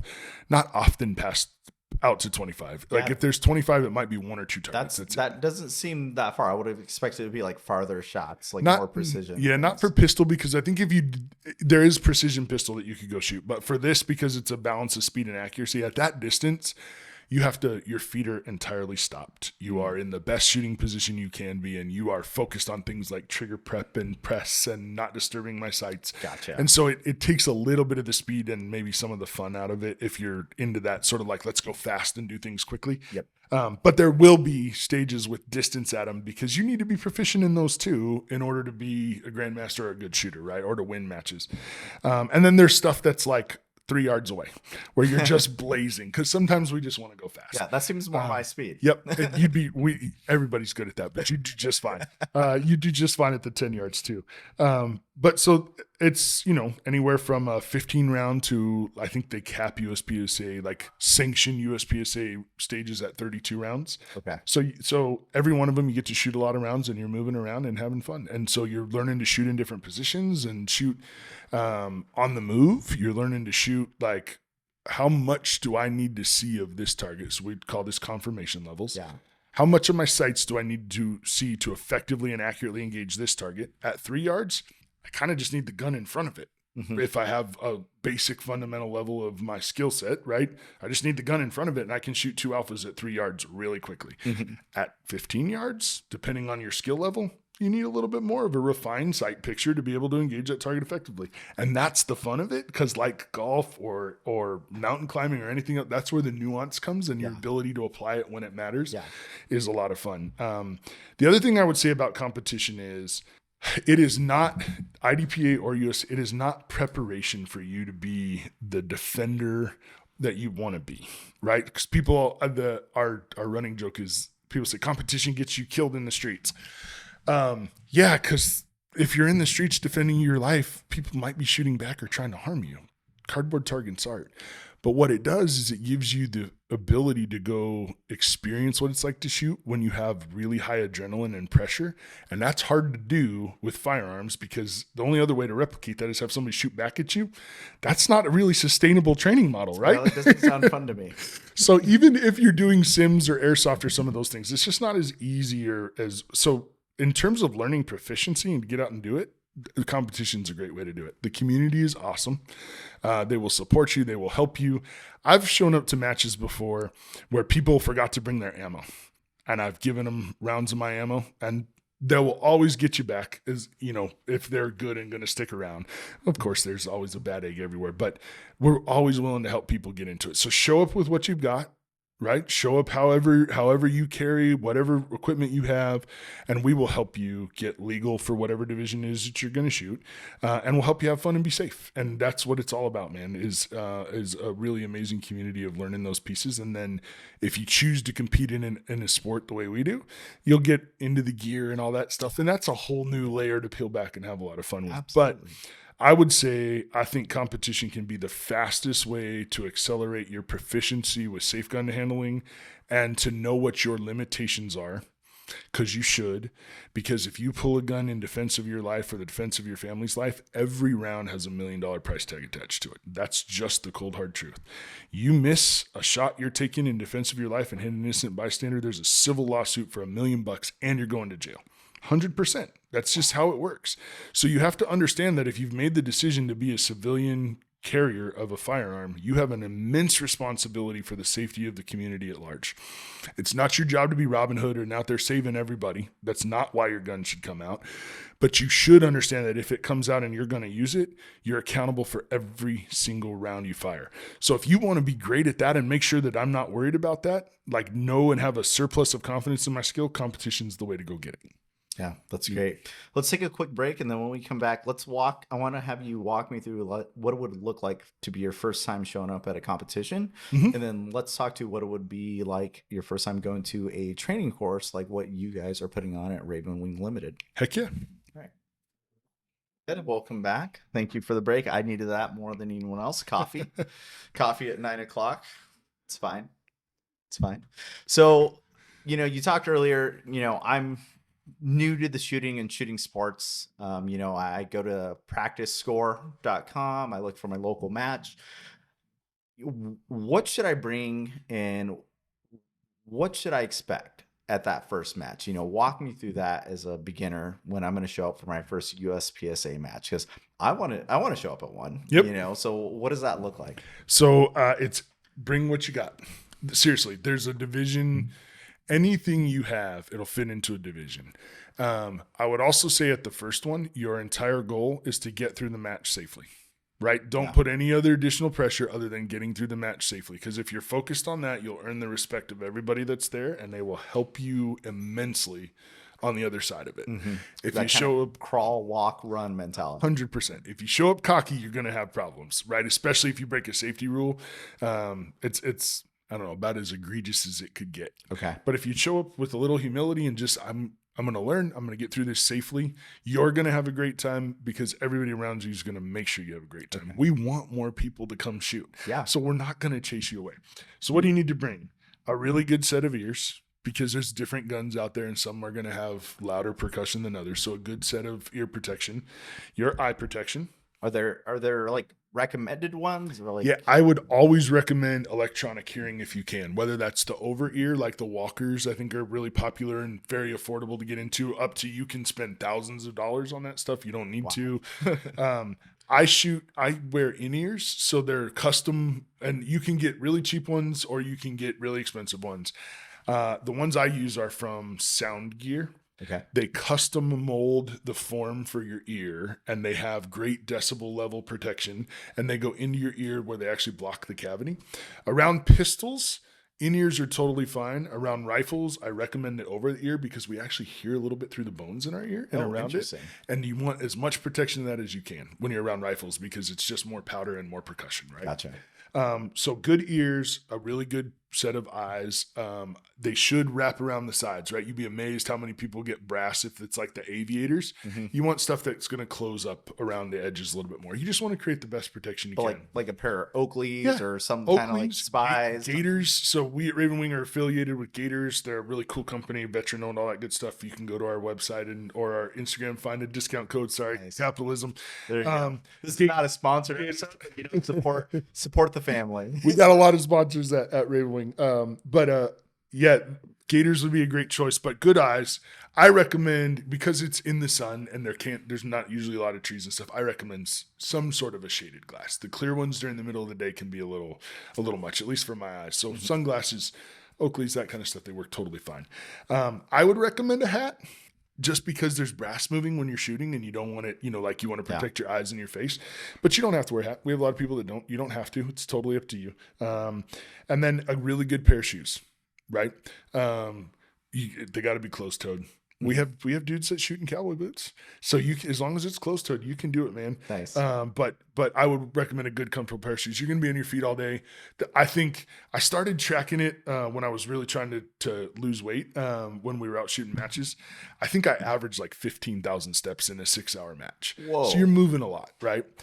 So what I would say is you want comfortable shoes, right? Like, you know, I don't know if Doc Martens, I don't really worn them. I don't know that they look that comfortable to me. Maybe they are, but if you're moving that much water, stay hydrated. So that was my next one: water and some snacks, right? Because at some point it's a 6-hour match. Not all matches are 6 hours. Here in California, they are, because you have to drive so far to get to them that when people make the commitment to go, they sell out all the time. Gotcha. So it's a full day. And so water and snacks are super important. Sunscreen. Right, like just the smart stuff. Yeah, you're going to be out in the sun. So and then I would recommend your gun, enough ammo to shoot the match. So most matches will tell you how many rounds it is. So let's say the average round count is 200 rounds across stages. Bring 250. Right, because you might need to take some makeup shots. You might miss steel, and you need to 5%. Yeah, something like that. Right. So enough of that. Magazines that you need for the gun, I would recommend at least 3 magazines for most divisions, except for single stacker production, because they have round limits in the magazines. So you can only put 10 rounds per magazine in production. And single stack old school 1911s, most of them only hold 8 rounds. Oh, gotcha. So if it's a 32 round course, 3 mags of 8 isn't going to get it done. So you're going to need more. Then you need your belt. So in USPSA, you can shoot in carry optics or open. You can shoot from concealment. So if you're an AIWB guy, you can run your belt and your inside the waistband holster if you want to. And then you would just need enough mag pouches on your belt to be able to hold your mags. I don't recommend pocket reloads at your first one, just because to get into a pocket, you have to maintain safety of your gun. And if it's your first time under pressure, it's really easy to do something like this as you're trying to get into it. And now you've broken the 180 rule, which is a quick way to go home. Explain the 180 rule. Yep. So there's there's all the 4 safety rules apply. There's 2 rules at USPSA or IDPA that you really want to be aware of. The 180 rule says that there's a line 180 degrees, so 90 degrees to my right, 90 degrees to my left, that moves with me as I move through the stage. You never point your gun past 180 degrees. So if I turn 90 degrees to my right, I'm right on the 180. And depending on who the range officer is, they might disqualify you because you've gotten really close to breaking a safety rule. Gotcha. The idea is we never want to point the gun at people behind us when we're moving around, right? The easiest way to do that, and I've seen it happen, is a right-hander moves to their left and goes to reload. And as they turn their shoulders perpendicular to what is the 180 rule that runs, parallel to the stage as you progress through it, I've now pointed the gun behind me at the crowd behind me. Gotcha. And that's a problem, right? So really be aware and conscientious of the 180 rule. And the other rule at any shooting competition is the gun stays in the holster except for 2 places. At the safety table, where you can take it out, check the gun, make sure it's functioning, put it back in your holster, but no ammunition at the safety table. And the only other place it comes out is when the range officer tells you at the start of the stage to make ready. So it's your turn to shoot. The stage is cleared and he has given you she has given you the instruction to make ready. Then you would take your gun out, check your dot, make sure it's good to go, load your magazine if it's a loaded start, put a round in the chamber, and then it goes back in your holster. Yeah. So your mag pouches, your holster, a good belt, however you want to run them, set up those ways. Just know that you want to be really conscious. Your first match is to get through the match and get through it safety, right? Not like if you walk in thinking I'm going to win this thing, there's an 80-year-old dude who's been doing this his whole life that's going to humble you. Yeah. Ask me how I know. It was super embarrassing. I remember actually my first match, I think there was a 16-year-old girl that beat me too.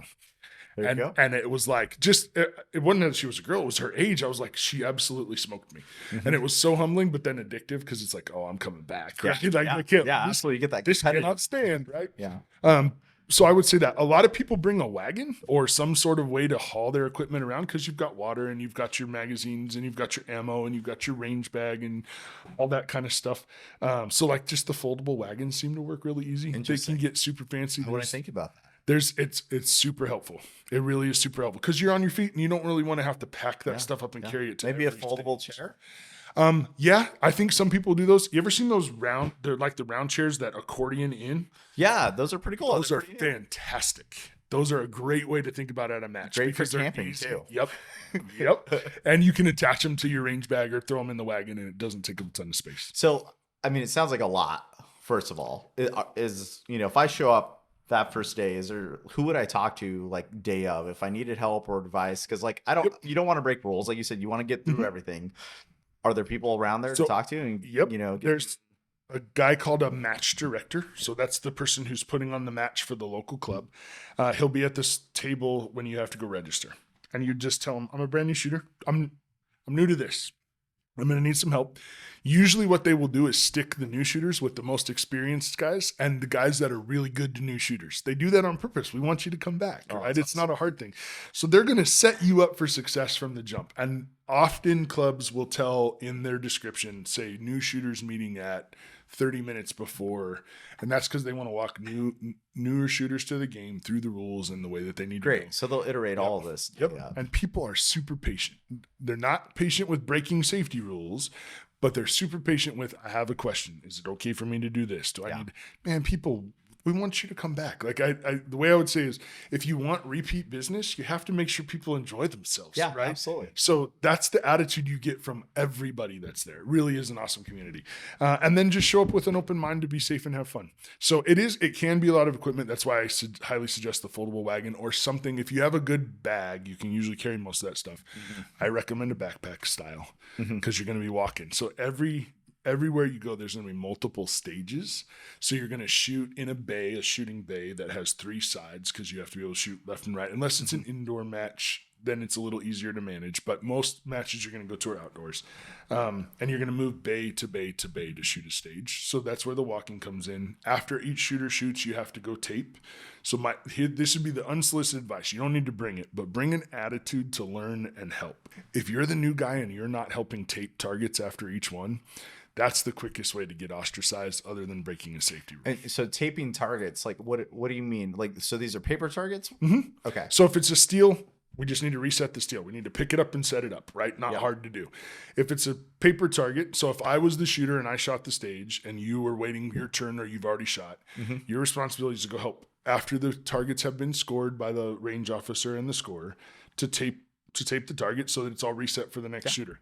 Just go tape. It's not hard. The range provides the tape. You just tear it off. You stick it on. You can get fancy. You get guns like the little tape gun like I have when you do it all the time. Just go help, right? Like if you're standing around watching everybody else do it and you're not helping with the work, it's just polite, right? Like it's an easy way. Go with an open mind, ask questions, contribute when you can. Yeah. Great. That's it. It's really that simple. Show up and we will help you have success and have fun and be safe. I've never been to a match where that wasn't the case. Yeah. And I've been to a ton of matches now. And a great way to learn. Again, you're going to be surrounded by people that have been doing this a long time. Great resource to ask questions. Drone racing as an example. When you're around experts, people that do this all the time, experienced people, they don't have to be experts. It's the fastest way to learn, right? Or pick up something new. So that's great. I love that. And I agree with you. I think it's a great venue and avenue to learn the fundamentals, to get into the hobby, get into the sport. All right, we're back. A little technical difficulty with the camera. Deidre's back there monitoring those, so we caught that. Thank you, Dee. So obviously the USPSA, going to the competitions, a lot of value to be had there. I think there's a lot of value with formal training, as I experienced earlier this week. My experience, I wouldn't necessarily say it was formal training. I didn't go to a class, but I was fortunate enough to be at a range with two quality instructors, and they were able to point out the little, and I say this because there were very small changes in what I was doing that made very big impacts on how I was able to shoot the stage that we're setting up. And I have some video I was able to review it the other day where I started to where I ended, and it was like completely different me. It was wild to see. So I think there's a ton of value in formal training, which I want to do more of now that I've been able to have that hands-on experience. So what does that look like? First of all, where can we find formal training? Ravenwing Limited. Mm-hmm. And then two, what do you expect for that? What do you prep for those formal training situations? Yep. So where do you find it? What I would say is I would say it's not so, look for instructors that travel first, because they are successful in traveling because they have a good product to offer. They're not just your local guy who started it and does it. And I'm not saying anything against the local guys, because we started local and probably still are more local than we are regional. But if you need to shortcut it, I say this in vetting your instructors is important. Where you get your information from is important, right? Like in anything, it would be terrible to go to, you said you dabbled in BJJ, right? It would be terrible to go to one of those and get instruction from somebody who really didn't know what they were doing, or were stuck in ways that are 30 years old, which sometimes happens in the firearms community. So I would say, just do a little research. But anybody we host, so most of the people we host travel nationally. So if you're interested, ravenwinglimited.com. Our schedule's up every year. You can see the people we host. People like Scott Jedlinski of Modern Samurai Project, Tim Herron from Tim Herron Shooting, maybe the nicest human being on the face of the earth, I like and a fantastic shooter. You want to learn and get better and feel great about yourself after it's done? Tim Herron's the guy. AJ Zito, who actually is out of Prescott, Arizona, so my hometown. AJ Zito from Practical Pistol Performance. Nick Young, Velix Training. My buddy Fabio Spinella, he owns My Own Defender. We host a ton of others. But those would just be some names to go look. And if you find them, you can also see who they choose to associate themselves with. And I think you're going to find reputable instructors. Gotcha. So that would be how you find them. But definitely check us out, ravenwinglimited.com. We're really try to make sure that you get your money's worth every time you show up. Yeah. And that we stay relevant with the information that we're sharing, and that you have a great experience. Yeah. And the relevance part, like I could speak to that a little bit. So when we were at the range earlier this week, I'm learning, they're helping me out, but they're training themselves, and they're communicating between the two instructors as I'm out there, and they're giving tips, and they're constantly evaluating techniques and things that they've tried, things that other people have tried, and what they're working on.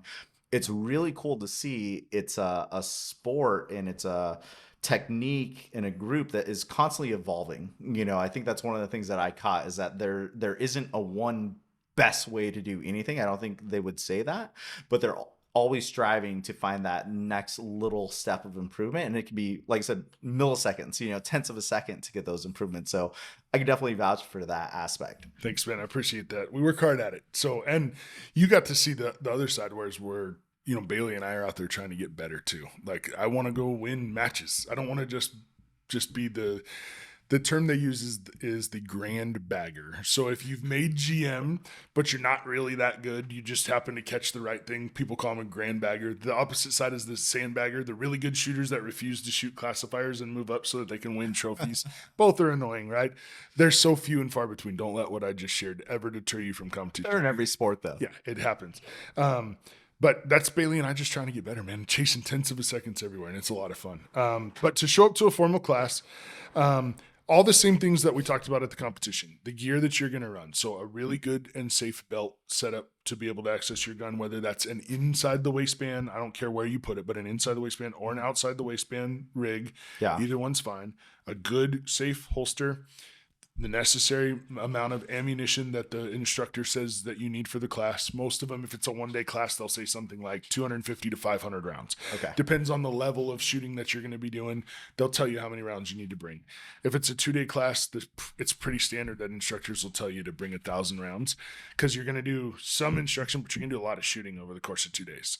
So what's a safe belt and safe holster? Yeah, so that's a great question.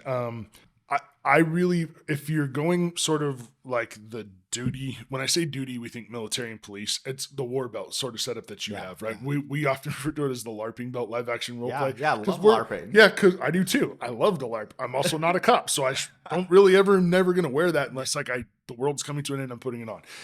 So I do a lot of stuff from inside the waistband or from my competition rig because I have practical purposes for those. A really good belt, if you're looking for one for inside the waistband, I would highly recommend Core Essentials. And I'm drawing a blank on the other one, and it's the one I'm wearing right now. My guys are going to kill me for drawing a blank on it, but I'll remember at some point. It's the ratcheting belt system for like your everyday carry belt. So like puts it in, it ratchets, and it allows you to really set it nicely. Yeah. It's also really firm. What you want is a good firm belt when you're carrying mags and a gun. You don't want a sloppy leather one that folds and gets, because then it creates dangers in getting the gun out of your holster. Holsters, if it's inside the waistband, I feel really confident saying tier 1 concealed. Mm-hmm. Everything they make is fantastic, and they will make anything for any gun you've got. And so I've shot with those guys before at a Langdon class. We've met them at SHOT Show. We've had some interactions with them.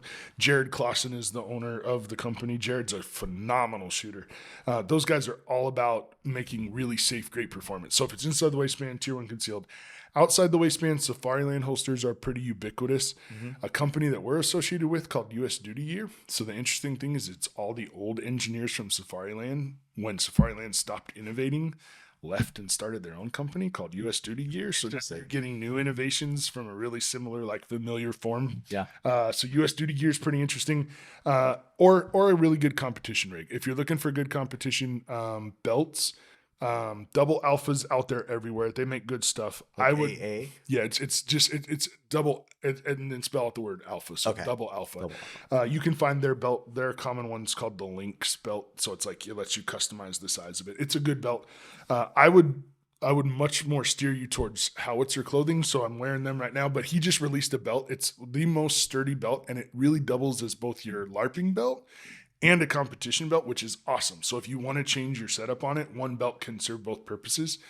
And it has a ratcheting belt system. So what I was talking to you guys about. So think about like a snowboard binding in the back. Yeah. It's really nice to be able to ratchet it up to the right level or loosen it if you need to and not have to like do this Velcro thing. If you really want a traditional duty belt, Lead Devil USA. I wear their inner belt. I wear their EDC belt sometimes. I wear if we're teaching police officers and I wear my duty gear, my belt is Lead Devil. So Anthony, who owns the company, is a former LAPD guy, salt of the earth, solid American, great human being, started this company to give back to the officers he used to serve with. Lead Devil USA. There's all kinds of other good belts out there. Blue Alpha, Ronin Tactical. They all make great belts with similar, but if you're looking for a really solid one with a good mission behind it, Lead Devil USA. Gotcha. So a good belt that's sturdy, that's thick, is going to be able to support your stuff for the whole day. And then all the other stuff we talked about. You want water, you want snacks. If it's an all-dayer and it's at a range that you can't get lunch, bring lunch. Mm-hmm. Bring more food than you think you need because you're going to be surprised how much mental energy you're spending. All the drinks, all the hydration, sunscreen, eyes, ears, eye protection, ear protection. I highly recommend a hat. Here's two, and they're going to sound cliched, but if you're going to go get formal instruction, you're making an investment in yourself. It's instruction. You're going to get better while you're at the class if it's a good teacher, because if it works, if the technique works, it works right now. Yep. Just like yesterday. I experienced that. Right? Yeah. To lock it in, you got to go home and do work. How do you do that if you're taking in information for 8 hours? A notebook and a pen. Mm-hmm. Do not show up without some way to take notes, because you're doing what we call entertainment. Yeah, you're doing it for the fun. It's not really training. You're just going to get entertained. And it's not cheap, right? It's not cheap to go do those classes. Although a lot of the guys we're working with and us, we try to keep our prices as reasonable as we can. But make sure you go home with homework, right? To go do dry fire. That's, if you're making the investment in yourself, get the most of it. So bring a way to capture it. The other one I'll tell you is to bring an open mind. And that's the cliched one. It's easy to have taken a class with somebody that you really liked and they taught you one way.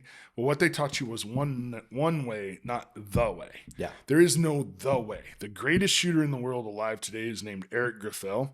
Eric Graffel shoots a CZ and has won every world championship he's ever competed in, except for one. I think he lost to Bob Vogel one time, and Bob Vogel is also a phenom, right? Eric shoots his pistol with his left index finger on the front of the trigger guard, which is old school revolver style hold. Mm-hmm. Nobody teaches grips that way because it's not a natural grip. Like, there's better, more natural ways. That's the best shooter in the world. I'm not going to tell him that his grip is wrong, right? Yeah. Like, that's not me. So, but if you show up to his class and he says, "Hey, try this," are you going to argue with him and tell him no? Right? Like, I'm not. First thing I'm going to do is be like, "You show me how. Like, show me how. Let me teach me." Right? So if you show up with an open mind and you're willing to test and try what you're being taught to see if it makes you better, not if it feels better, if it makes you better. Speed and accuracy are the only metrics that count in performance shooting, right? Yep. Same in defensive. Can I get this gun out of the holster in time to save my life or my family's life? And can I shoot the rounds accurately? Because if I can't, leave the sucker at home. Yeah. Because it's then more of a liability to you and other people. 100%. Until you're there, don't even mess with it, right? 100%. So, speed and accuracy matter. So show up with an open mind. Be willing to try things. Even if it's a little bit uncomfortable, it's a safe place to do it. And so now bring a lawn chair for those, for sure. You never know what range it's at. You're going to take breaks. You're going to want to sit down. I'll give you one more, a speed loader. You saw the one yesterday. Oh, yeah. Right? You're going to load a lot of magazines and thumbs get bloody, right? Yeah. And then my wife would kill me if I didn't say, as I look at her, Band-Aids. She has had to bandage me at classes more times than I can count. Bring some basic first aid, right? Yeah. Now, if you're really serious about this stuff and you should be doing this every day, you should have a tourniquet on you at all times. If you carry a pocket knife, you should have a tourniquet. If you carry a gun, you should have a tourniquet. If you don't carry either one of them, you should have a tourniquet. Yeah. Everybody's going to have one there. So if you don't have one, don't feel like you can't go to the class without one. I'm just saying, I encourage us as responsible citizens to have a way to stop the bleed because things happen, right? I agree with that. So a basic first aid kit, a tourniquet, you're good to go. Yeah. And those are, again, Deidre and I have, been first responders on many accidents. We're on the road full time. Yep. And, fortunately or unfortunately, we've had to respond in numerous situations. So we take medical very seriously. We have numerous tourniquets, IFAKs, blowout kits, because when we've had a person on a motorcycle hit a car in front of him, fly 20 feet in the air, and, his leg was fractured and sticking out of his leg, being able to respond and not freeze up. Along with that comes with medical training too. It's not just about having the gear. We talked about that earlier. Having a tourniquet's great. You have to know how to use it. Yep. And I would say, just as much as getting training in firearms and shooting sports, get training in medical. These are things that are going to be very important. CPR, understanding how to, do the Heimlich and choking hazards. There's a lot of skills there that, you may or hopefully you never have to use in your life, but it's good to have. So I wholeheartedly get behind that. Man, I'll go a step further. Not that I don't want your business. Go get medical before you get any firearms training. Seriously, if you could prioritize the thing you're going to use far more than you'll ever, I hope as a CCW carrier, you never pull your gun out. Yeah. That's my hope. That's worst case scenario. Okay. But I would love for you instead to have medical training. If you have to make a choice or you got to prioritize, go get medical training first. Learn how to use a tourniquet, learn how to do basic first aid. Same thing, right? I fought fires through college. I was a lifeguard. I'm now TCCC certified. I've done the things that I need to do to make sure that I stay up on those pieces because I think that's a far higher, and I know this from my own experience, far higher likelihood that I'll use that than I ever will before. Absolutely. And there's a lot of great resources online. Yep. A lot of local communities. You could reach out to your local fire department. They'll point you in the right direction. I like to go through Knowles. They have a really good wilderness first responder training. Mm-hmm. There's a lot of good resources out there. Definitely check them out. Yep. So I hope that gives a little bit of the overview on classes and competition. But what I would say is just show up, man.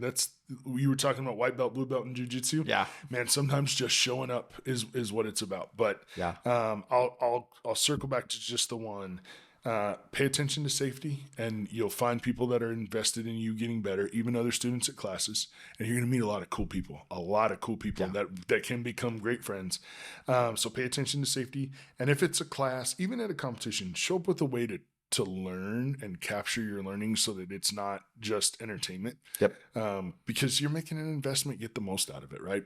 Yeah. Yeah, absolutely. Gosh, all of that. I love the education. I love the training, document it, capture Yep. it. Great points. Great gold nuggets there. I'm excited to get out and do more training. I know Deidre is. She's behind the camera today, but we're going to get out and do some more training this year and definitely get into the shooting sports aspect of it because it is a lot of fun. And like you said, the community is really, fantastic. I haven't really had any bad experiences at all. It's just been, pluses and pluses. So, wrapping up this, video, I want to end talking a little bit about travel. So you've lived a lot of different places. You travel a lot for the day job. What's your favorite place that you've been to so far? Oh man, that's a great question. I think the favorite place we've lived is Hawaii, right? That'd be hard, kind of the obvious choice too. My wife was born in Hawaii, well, raised in Washington, born in Hawaii. So it was actually the only place we've ever lived other than our hometowns where we had family nearby. So that was a really cool experience about Hawaii too, but beautiful. As far as travel, I loved my time in Montana. I've been up in Montana for work, and I just love that state. What part of Montana? Gorgeous. I was in Helena. Okay. But love the whole state, right? Like driven through it a few times and around it. Gorgeous, and love the idea of just sort of the big open West, right? Yeah. There's a romanticism there that I'm attracted to. I talk about that quite often. Yeah. But and you can find beauty in all kinds of states, but for all kinds of different reasons. Obviously, we've talked about me being a giant. I'm a big boy. I'm a Murrieta. I love to eat. Man, the best wings I've ever had in my life are in Kansas City at Q39. So like if you're chasing food, that's a great place to go. Austin, Texas is the closest thing I've ever seen to Portland. That's not Portland, which is really cool. So I really enjoyed my time in Austin. South by Southwest is there. Yep. In Houston, for my day job, I used to run our catastrophe response team before the job I'm in now. We deployed during Hurricane Harvey to go help customers that had lost everything, and we slept in tents. We did we set up a village for all of our adjusters to keep hotel rooms open for people who were negatively impacted by the floods of Hurricane Harvey.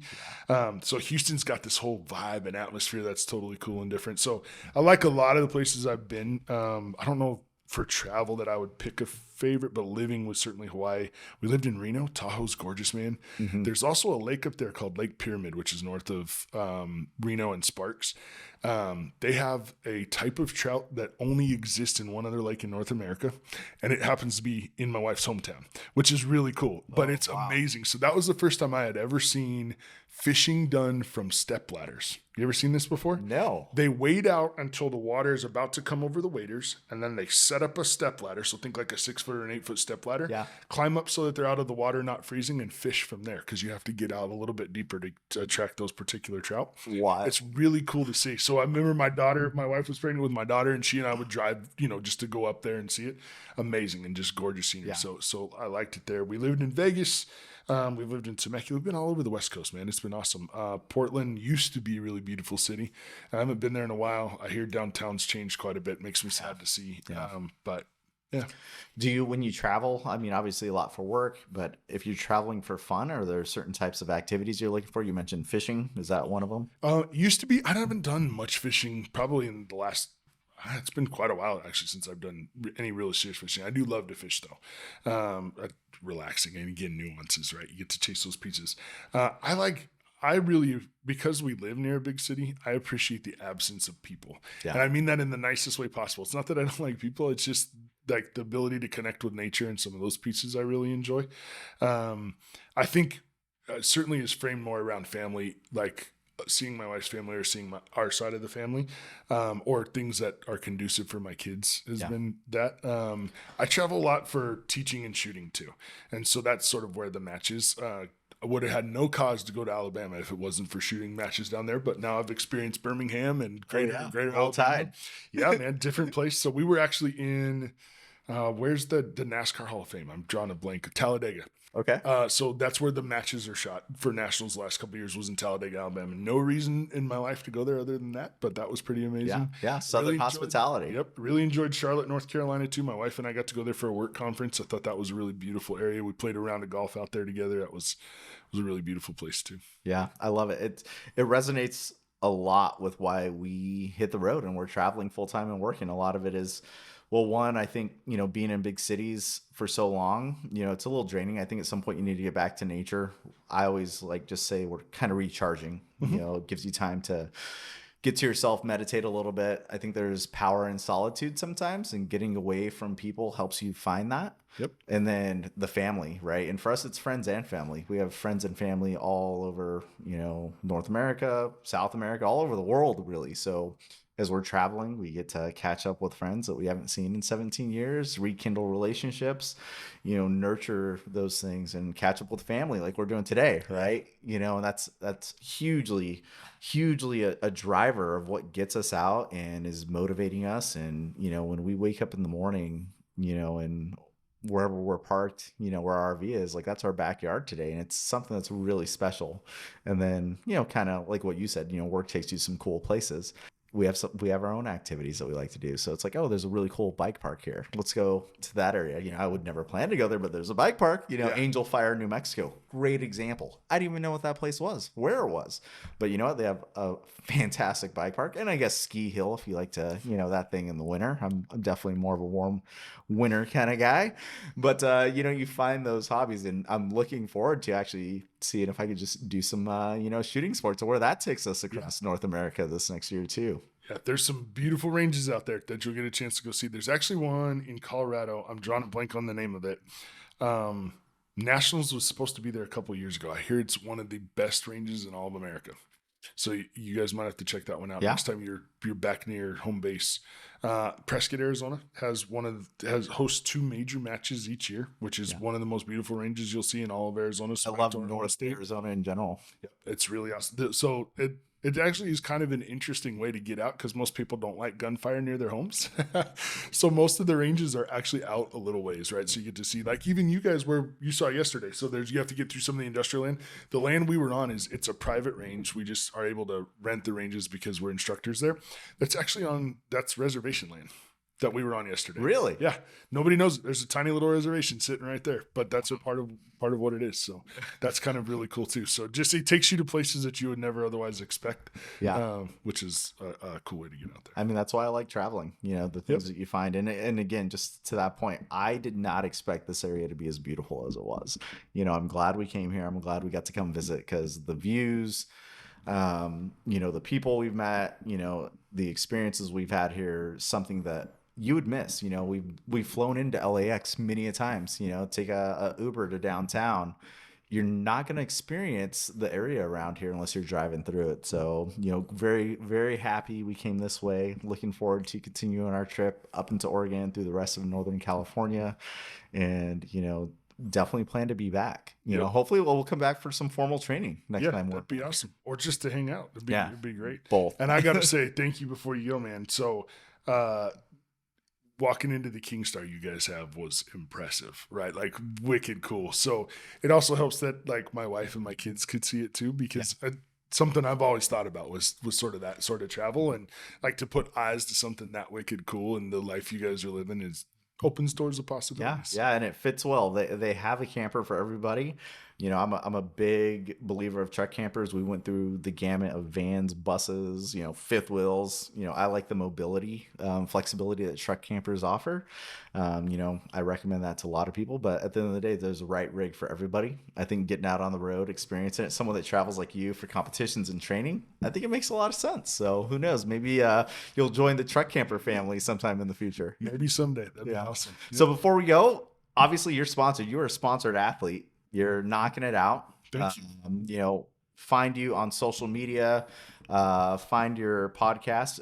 If you want to, go ahead and give a little plug for your sponsors and where people can catch you. Yeah, thanks, man. So ravenwinglimited.com is the website for the training company. You can find us all there. We also have a YouTube. Me personally, primarily active on Instagram. It's Jarrod, Jarrod _RW. And that's where you'll find sort of videos of me competing, the stuff I'm running, all that kind of stuff. I'm really proud for some of the sponsors. First, Langdon Tactical. So Ernest Langdon and his wife Amy started the company. They customize guns. They call it custom without compromise.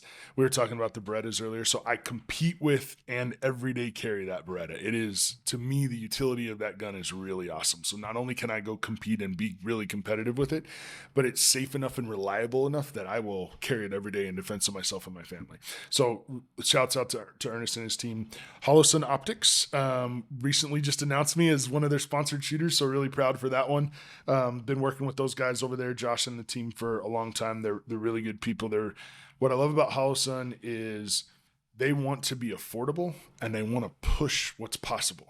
So they're making everybody else out there better too, because if you don't keep up with them, they're going to underprice you and outperform you. And that's a problem for all the other companies. So I love Holosun for that. Like, there's an edge to them that I think is cool.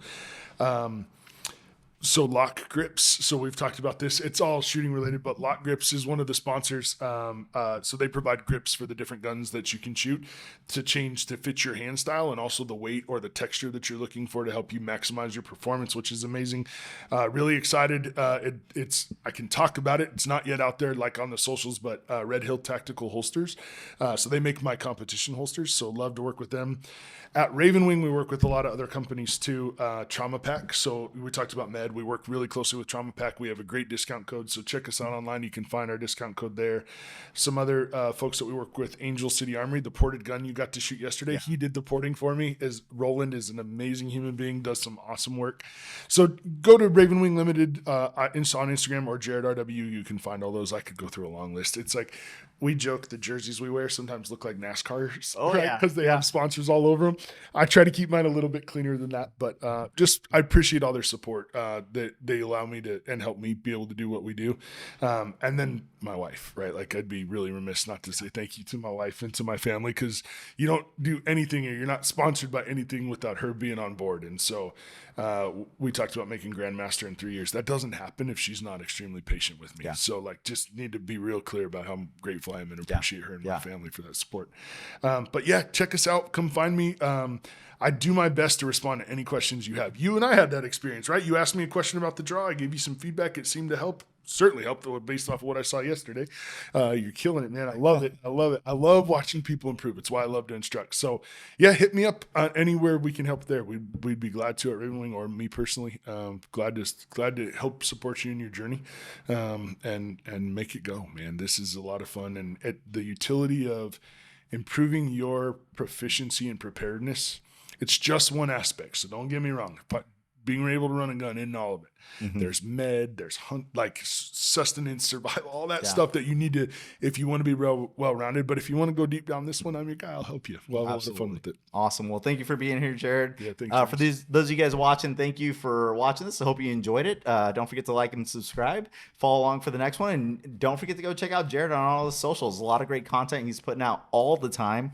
Again, he's got a great group, a great community around him. So see who he's following and who follows him. You're probably going to see some really good shooters, trainers, and instructors all around those pages. So thanks again, and we'll catch you guys in the next one.